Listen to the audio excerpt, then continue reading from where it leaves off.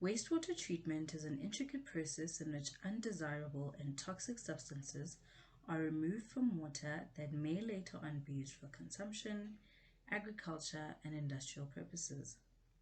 In this presentation, we'll be looking over intriguing topics within wastewater treatment that will help enlighten you in the science behind your everyday drinking water. This research has been conducted and brought to you by Materials and Processing Science students at the University of Johannesburg in the Department of Chemical Sciences. Topics covered will include the role of reverse osmosis in water purification, impact of radioactive waste in the environment, and the health effect of mercury. Reverse osmosis is simply defined as the opposite of osmosis. Osmosis refers to the system where two solutions differ in their concentration are separated by a semi-permeable membrane. This membrane acts as a barrier that will only allow certain water molecules through while blocking back other molecules. It performs the work of a filter. Solvent molecules pass through the membrane from the side having a lower solute concentration down the concentration gradient to the side having a higher solute concentration spontaneously. The flow of the solute depends on the osmotic pressure and concentration gradient. Concentration gradient is the difference in the concentration of a substance between two areas. In our case, it's the higher solute concentration side and the lower solute concentration side. Osmotic pressure can be defined as the pressure that would have to be applied to a pure solvent to prevent it from passing into a given solution by osmosis. But for a reverse osmosis to occur, an external pressure is applied in excess of the osmotic pressure on the concentration side. Then the solvent flow is reversed, meaning it is forced to move from a high solute concentration to a lower solute concentration. Let's take a look at some of the roles and applications of reverse osmosis. It can be utilized in the desalination of seawater, which is a process that rids of salt from seawater in order to produce pure water. It can be used in the production of potable water. Potable water is the water we buy and that is provided to us through our taps. It can be used for groundwater treatment. This water is then used for agricultural purposes and irrigation. It can be used in the removing of contaminants from beverages. This is the removal of contaminants from beverage manufacturing industries such as fruit, juice, and alcohol. Due to the system being reliant on semi-permeable membrane and a pressure gradient, it is able to filter out impurities and provide well-treated water.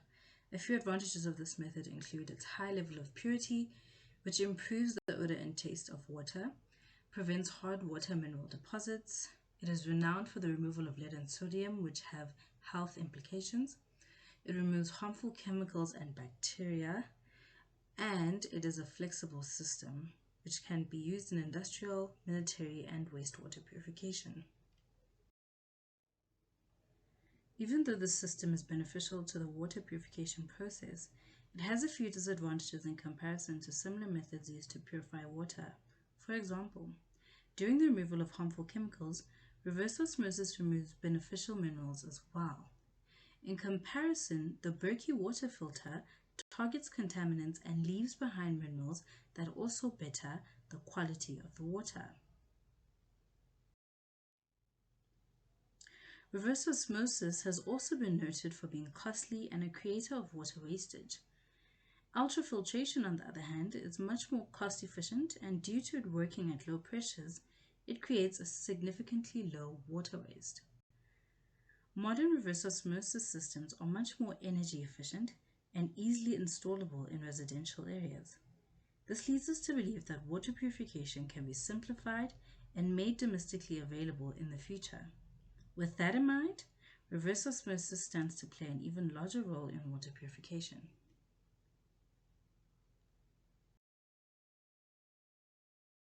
The last part of this presentation is about the health effects of mercury. On this part, we're going to be unpacking the effects mercury has on the human health. So the exposure to mercury usually occurs via inhalation most of the time. Well, a lot of people don't know what is mercury. Mercury is a natural occurring element. It exists in different forms, have different degree of toxicity. It is released naturally in the environment or through human activities such as mining or burning of coal. Exposure to mercury can cause adverse health issues.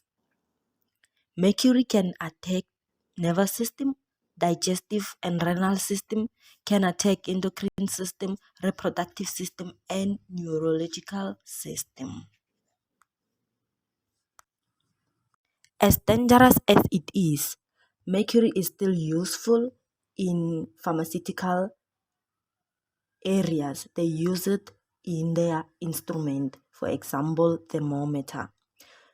But when mercury attack neurological system includes brain. So when neurological system is affected or attacked by the mercury, one will start experiencing headache, kidney, and memory loss. In the healthcare industry, mercury is mostly used in their instruments such as thermometers. It is mostly used in pharmaceutical instruments. However, if the neurological system is affected or attacked by the mercury via inhalation and ingestion, it could result in neurological disorder. Neurological system includes brain. The symptoms will be headache, malfunctioning of kidney, and memory loss.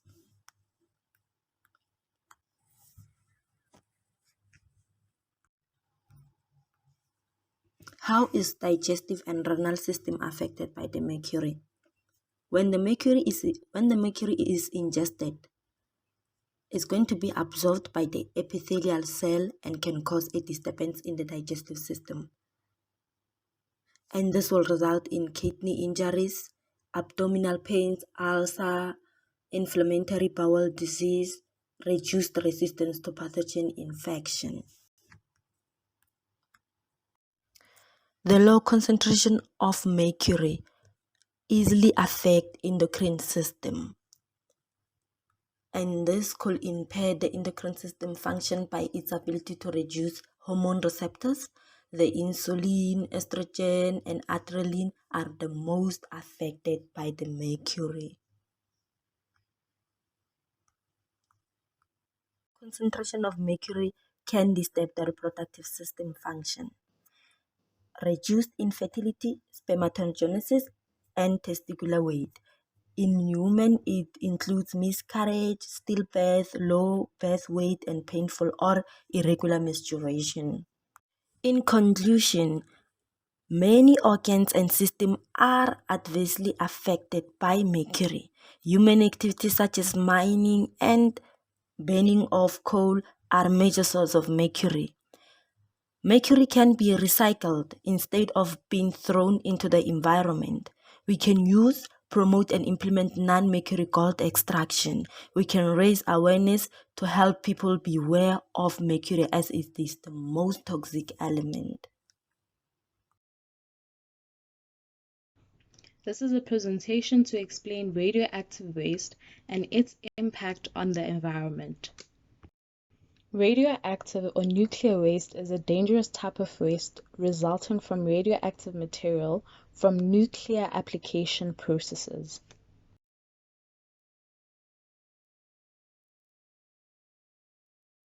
Under its classifications, we have low-level waste, which is generated from hospitals, industries, and nuclear fuel cycles. This one is the least dangerous at limited amounts. Then we have intermediate level waste, which requires to be contained and isolated for the safety of those in its surroundings. Lastly, we have high level waste, which is the most dangerous and most toxic. and it needs to be cooled and disposed in deep and stable places hundreds of meters or more below the surface. On the environment, radioactive waste can impact soil fertility, wildlife and how animals grow, the health of plants as well as how they grow as well, and even affect the fish in water.